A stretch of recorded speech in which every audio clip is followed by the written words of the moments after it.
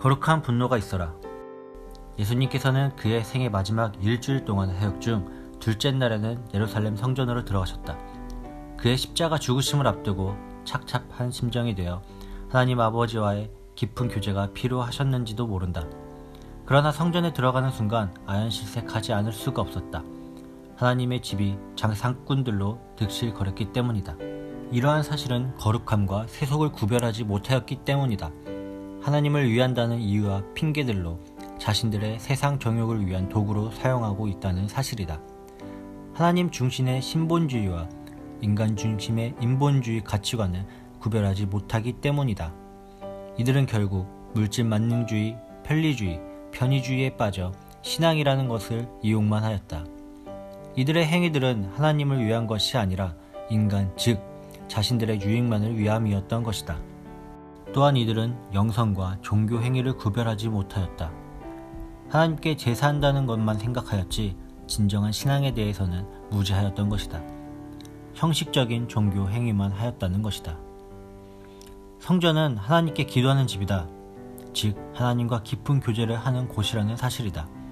성전은 하나님의 이름이 머무는 곳으로 말씀이 계시고 그 말씀에 따라 기도하며 순종하는 거룩한 교통이 이루어지는 곳이 성전인 것이다. 오늘날 우리들의 교회에도 신앙에도 종교 행위는 있는데 하나님과의 깊은 교통이 없다. 예배, 기도, 말씀의 행위들이 있는데 하나님 중심이 아닌 종교다원주의의 신앙들이다. 신앙생활 열심히 하는데 하나님이 없는 기껏 나의 정욕을 위한 이기주의 수단으로 하는 형식적이다. 그마저도 내가 편리하고 편한 대로 이용만 하는 인본주의의 신앙이다. 우리들 교회의 신앙에 하나님이 없다. 말씀, 기도가 없다. 하나님 중심의 신본주의가 없다. 영성이 없다.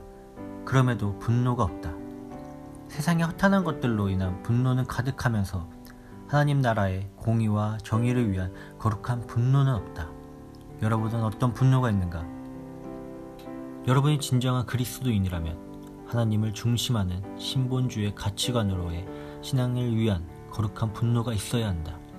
오직 하나님과 깊은 교제를 위한 말씀과 기도를 위한 영성으로의 거룩한 분노가 있어야 한다.